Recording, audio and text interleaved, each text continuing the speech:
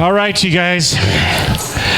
I'm wrestling with this thought today because it was a tough one for me this morning. I kept finding new things and I was going, oh my goodness, I can't take the download anymore, Father. Stop it. So I'm going to try to do my best with what he shared with me and what I need to share with you. This Torah section is called Bo, which means yay, go. Go to what? Go and do what? Now within this section there's a number of chapters. We have chapter 10, chapter 11, chapter 12. And within those things you're going to come to a conclusion. The lamb, the blood, and the doorposts. But how do they work? And how do we have to succumb and how do we come to these things? How do we find the lamb, the blood, and the doorpost? How do we get there? Many times we talk about these things. We say them, but do we do them? Do we experience them? How do we find the blood, the lamb, and the doorpost? Well, I think we have to start looking at this thing from a different point of view. I think we have to look at where we are. And if I look at this particular slide, it's reminiscent of that which is in the Torah section, which is Egypt. Egypt is called the land of Mitzrayim, okay? The land of bondage, right?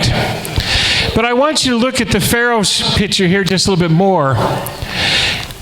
Government, man's world, what we live in, is surrounded by gold and make-believe. It's surrounded by gold and make-believe. You know, Pharaoh himself many times didn't look that great because historically that stayed within generations. It was an inbreeding of royalty.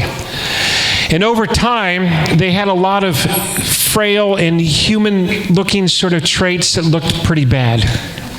Humped backs, elongated heads, skinny and deformed. But according to all their art, they looked like gods. All right? And so they never saw anyone, and no one in the world saw them other than how they wanted them to look. In today's world, do you see that happening now? Yeah. The government wants to look like it wants to look. And you should just follow and obey. Okay? Get with the program. Come on.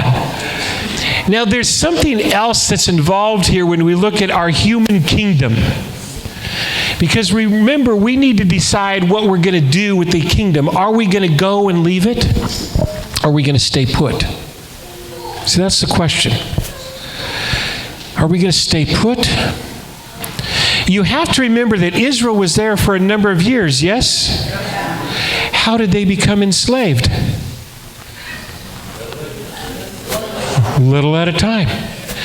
They would accept one thing, accept another thing, accept another thing, and then pretty soon they found themselves enslaved to the make-believe God. And they quit living for the living God. Now, there's something else in our world, and today, folks, I really want you to watch this close because, it's important. It's just important. Don't be shocked by this next slide, please, but I do want you to pay attention to it. I am my own God. I hate this slide because this is our world that we live in. I don't have to succumb to a living God. I'm my own God. I do my own thing. Just do it because it's living. It's a philosophy that's taken a hold of our world, and it's something that we have to come out of. You are not your own God. There is a God that created you. But Satan would have us to believe that you are a God, and you are not. And you're going to find that within this Torah section, and let me show you what I mean. So I want to go to the next slide. I found this quote is given to us by a famous author. Our only struggle with Satan is when we choose to trust any philosophy, concept, or logic that is not based on God's Word. Would you believe that? That's our struggle. If we do not know the Word, if we do not know who He is, we will fall to any philosophy, any concept, any logic. So what's our job? To be in the Word. Okay? So let's go on and let's just see what you guys think about some things that I brought up. And I want to just test you on them, and it's kind of interesting. Some of the next tenets I want to show you, just raise your hand if you like them, okay? Because there's some cool ones in here. I'm just saying, Let's try it out. Strive to act with compassion and empathy toward all creatures in accordance with reason. Yes? Okay. The struggle for justice is ongoing and necessary pursuit that should prevail over laws and institutions. Yes? One's body is inviolable, subject to one's own will alone. No yeses? The freedoms of others should be respected, including the freedom to offend, to willfully and unjustly encroach upon the freedoms of another is to forego your own. Yes? Beliefs should conform to our basic and our best scientific understanding of the world. We should take care never to distort scientific facts to fit our beliefs. Yes? People are fallible. If we make a mistake, we should do our best to rectify it and resolve any harm that may have been caused. Yes? Oh, that's a good one. Every tenet is a guiding principle designed to inspire nobility in action and thought. The spirit of compassion, wisdom, and justice should always prevail over the written or spoken word. Yes?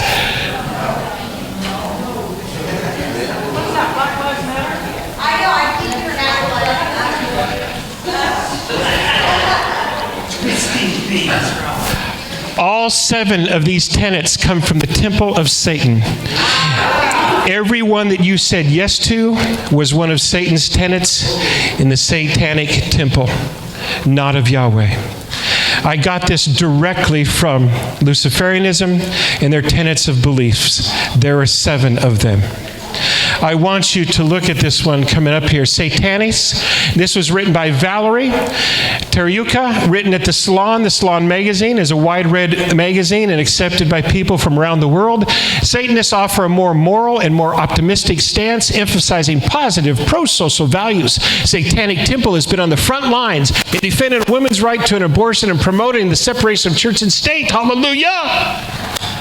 U.S. soldiers right now, Tucker Carlson in December of this last year, these very tenets are being taught at the U.S. military bases for the U.S. military to succumb to and to do. We have them on record and they are being shown. Do you know how to talk against them? Let's go back. Just so we can figure some things out. Because at first glance, it sounds good. Yeah, that's because we belong to the temple of Egypt.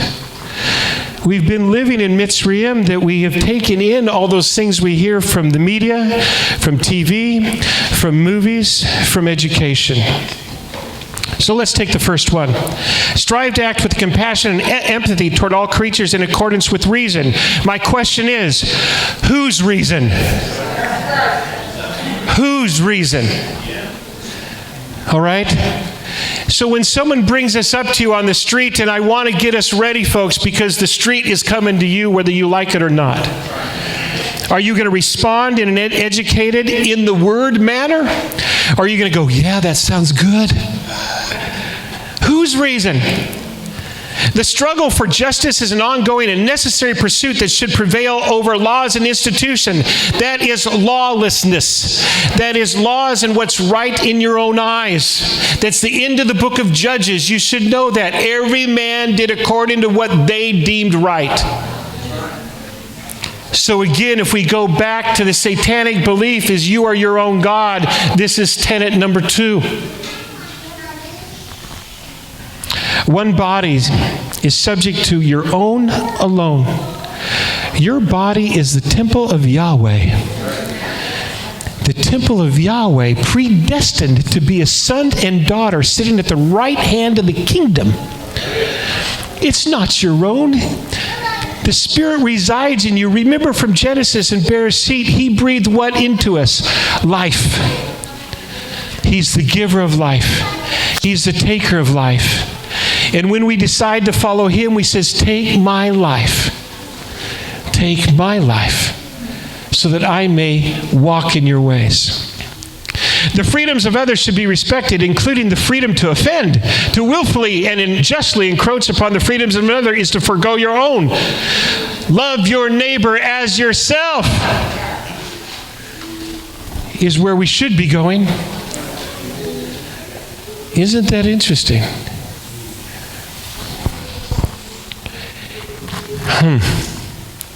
This particular one is actually supported in our own Constitution. Think about it. Here's our next tenet, and let's go through them. Beliefs should conform to our best scientific understanding of the world. We should take care never to distort scientific facts to fit our own beliefs. Really, last I looked up the word science, it's an ongoing study. All you got to do is look up the word.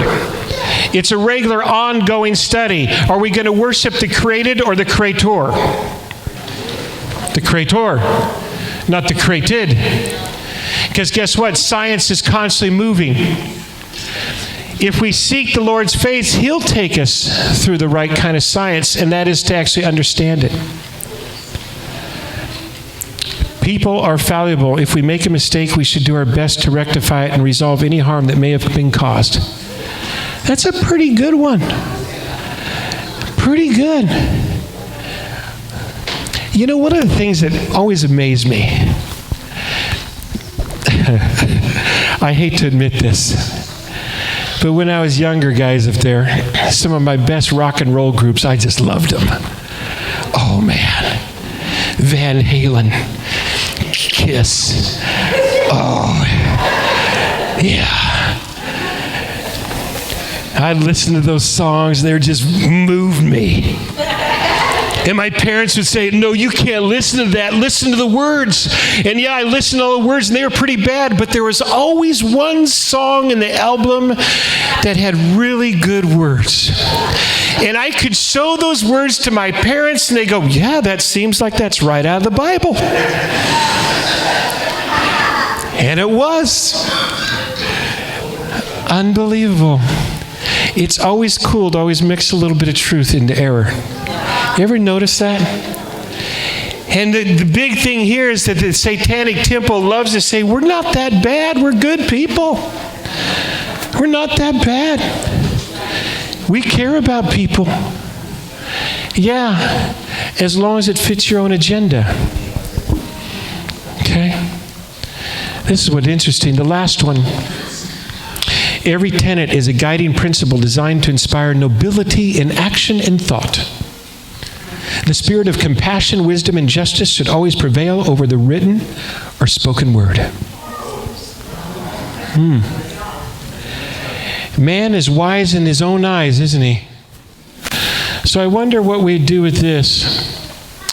He who trusts in his own heart is a fool. A wicked man shows a bold face, but as for the upright, he makes way sure there is no wisdom and no understanding and counsel against Yahweh. Do you think man's wisdom is so good? Even in James we read, if you have bitter jealousy and selfish ambition in your heart, do not be arrogant and so lie against the truth. This wisdom is not that which comes down from heaven, but is earthly, natural, and demonic. The satanic belief system believes that you are God. You are wise in your own eyes. That's what that believes. And so when you are raising your children right now and you are listening to some things and it comes to them in regular portions from Disney and from other groups that are out there that are constantly telling you, you can do anything you want. You're awesome. You're so awesome. We are awesome in whose sight? God's side. My concern should always be looking at what God wants for me in my life, and that's how I find joy and happiness. I believe that with all my heart. Hopefully you do too. When we look at Exodus itself, who serves whom? Who serves whom? You're going to ask yourself this question as you read through the text all the time. Well, why did God harden Pharaoh's heart? I believe Pharaoh hardened his own heart. Why do I believe that? Because he believed he was God. How do I know that? Because this Pharaoh, it says in the very beginning of Exodus, Pharaoh did not know Joseph. If Pharaoh did not know Joseph, that means Pharaoh did not know God. And Pharaoh surrounded himself with the facade of gold, and he believed that he was the greatest God of them all. Therefore, he was in conflict with God. Therefore, his heart did harden. If we take a look at Pharaoh, if you notice, we have the servants below. Do you see why God might be upset? Are these servants his servants? The family of Israel, that of Jacob, those are the servants of Yahweh. They do not belong to Pharaoh. Pharaoh is automatically taking ownership of servants that are not his to take. This really smacked me in the face this morning. They don't belong to you, Pharaoh. They do not belong to you. But notice all the way through the plagues, he's going to want to keep them. Moses comes before him and says, let your people, and he says, no. Even when plagues get really bad, and he goes, well, you guys can take just your men. No. These servants don't belong to you, Pharaoh. They belong to Yahweh God. I love the Ten Commandments, don't you? It's one of the best movies that ever came out. I just thought it was amazing. Why? Because Moses was a man's man. Okay, that's why I liked it. And he says, let him go. And he stood up against Pharaoh. He was awesome, wasn't he? Just splitting that Red Sea with the staff and all that. He was awesome. Yeah.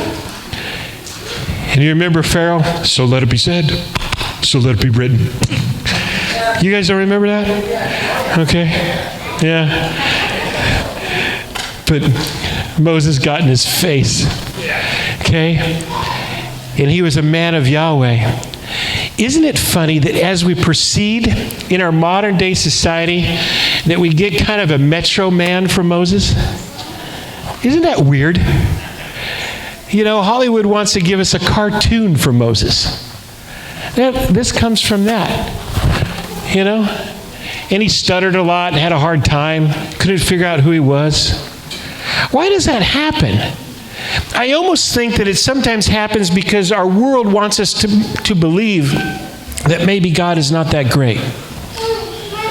That Yahweh God is not that great.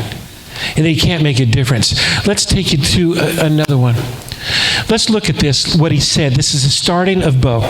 Okay? So let's break it down. The Lord said to Moses, go to Pharaoh, for I have hardened his heart and the heart of his servants, that I may perform these signs of mine among them, and that you may tell in the hearing of your son and of your grandson how I made a mockery of the Egyptians, and how I performed my signs among them, that you may know that I am God, Yahweh Elohim. Why is he going to make a mockery of Egypt? So we can know who God looks like. This is amazing to me. If you were worried right now about what the government's doing to the army and how our society is going, don't worry. Real soon, there's going to be a mockery made of this. And the real God will stand up. And all those little gods of Egypt will run and scatter. I have hardened his heart. How does he harden his heart? Because a facade God is immediately hardened when they see the real God. A weak facade God, a make-believe God, has to dig himself in the trenches and not move in order to protect his ego.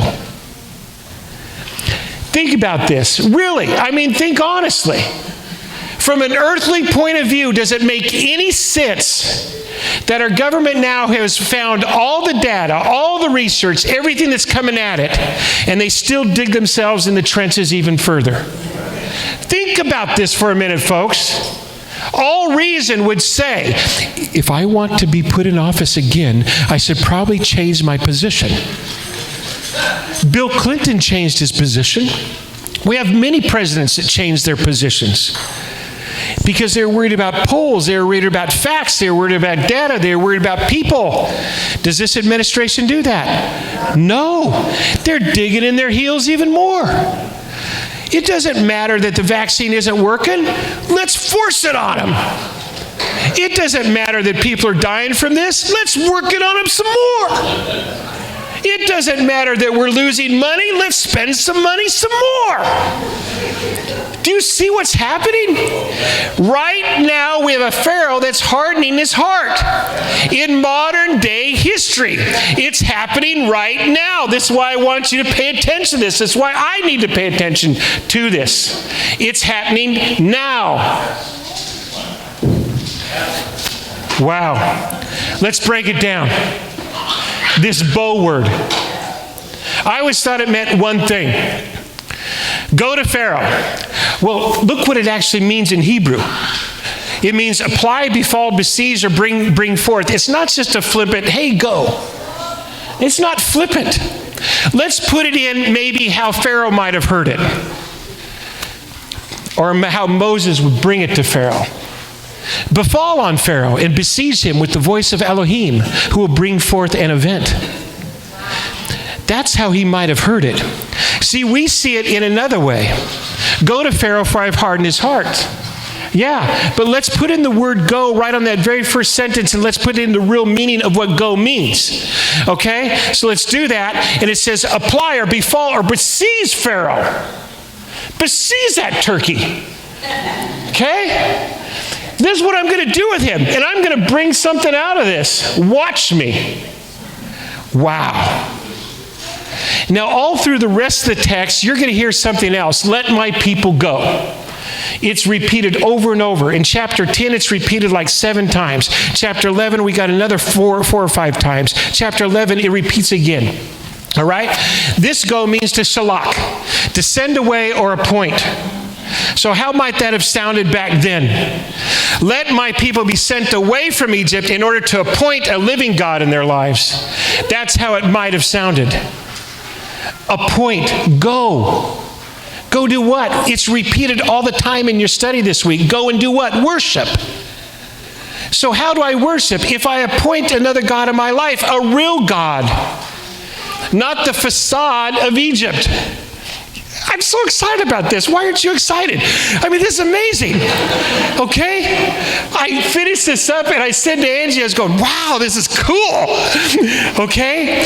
Egypt, government, false. God, Elohim, Yahweh, real. Cool. Okay? I want to go worship him. I can hardly wait.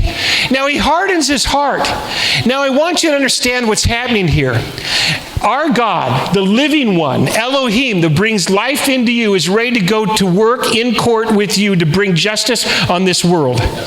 We know this from the plagues. How do we know it? Because when Israel left and they went to all the people, what happened? They gave them gold and silver. Think about it. All those years of being slaves, they're now being compensated. Yahweh did that. They didn't. Look at the other thing. Life for life. We are told in your study that there were screams that came out of Egypt. Why screams? Because of the years of silence of all the children that had been murdered by Pharaoh. Years of silence for all the years abortion has occurred in the United States of America. And we're going to be hearing screams when Yahweh God gives justice. reclaiming the servants of Yah. Whose servants are they? His. Israel belongs to him. Israel. Those who wrestle with God and do what? Yes. He reclaims them all in this story. We get to be compensated. We get to have life, and we will become his servant again. Oh, gosh, this is amazing. But notice, too, what even happens as we look into the New Testament. As we look at the New Testament, Yeshua says to his disciples this very thing. Then came the day of unleavened bread on which the Passover lamb had to be sacrificed. And he sent Peter and John saying, what? Go, go, and point, seize, befall. Go and prepare the Passover for whom? Us, that we may eat it. The Passover lamb. Why is this so important? Because it reminds us why the kingdom of man stands against the Most High. Why does the kingdom of man stand against the Most High? That seems insane to you, doesn't it? Open up your Bibles to John 5. And we're going to tell you why. Sometimes we always have a misconception of who God is, who Yeshua is, what his actions are. Yes, he is a God of grace. Yes, he is a God of mercy, but he's also a God of judgment. And we have to accept that fact, and it's written in John. John 5, 25 to 30. Just in case we aren't moving in fear. Before you read this, remember, there's a false wisdom, and that's the wisdom of man. We've gone over that. And there's a real wisdom. And that's the seven spirits of Yahweh found where? Isaiah 11. What's the first thing that leads us to wisdom? The fear of Yahweh. That means a respect for who he is. Please understand, when we come into the courts of prayer, when we come into the study of his word, show respect. Show respect for the King of Kings. He's holy, and we are not. So let's look at this. John 5, truly, truly, I say to you, this is in verse 25 of chapter 5. Truly, truly, I say to you, an hour is coming, and now is, when the dead shall hear the voice of the Son of God, and those who hear shall live. That not only means the dead in the grave, but the dead in spiritual life. The voice of Yahweh is greater than any voice. We are asked to hear it. Remember 2 weeks ago I was asking you to put away the noise. Put that noise away. Listen. That's the epitome of prayer. Oh, how often I've heard it. Long prayers. Oh my God, hear me, hear me. He hears you. He's God. You whisper, you think it. He knows your heart. It says the Spirit knows your groanings. Why are you talking so long? Amen. What's the need for such a long prayer? He hears you. Now listen. Guy, that was a tangent. I'm sorry. Verse 26. For just as the Father has life in himself, even so he gave to the Son also to have life in himself. And he gave him authority to do what? Execute judgment, because he is the Son of Man. Do not marvel at this, for an hour is coming in which all who are in the tomb shall hear his voice, and shall come forth. Those who did the good deeds to a resurrection of life, those who committed the evil deeds to a resurrection of judgment.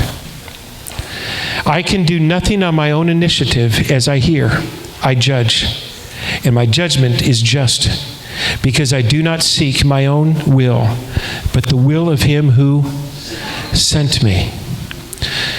The Passover lamb died for you and I. This cannot be a normal man, because a normal man cannot take away the sin of the world. It has to be someone greater than that.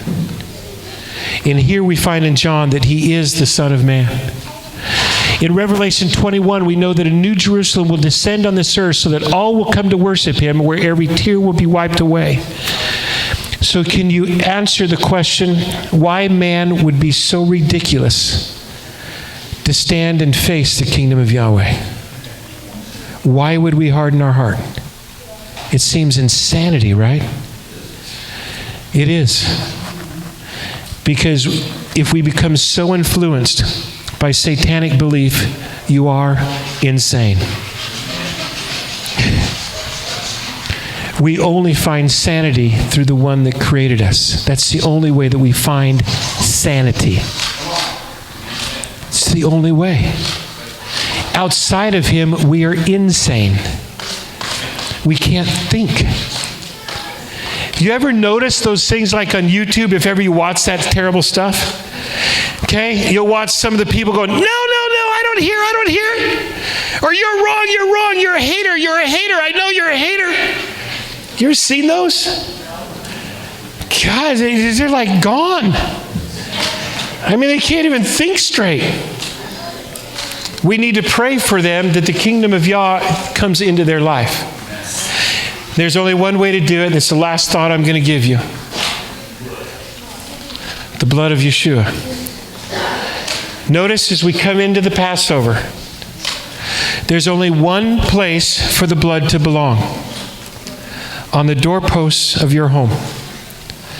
The doorposts of your heart.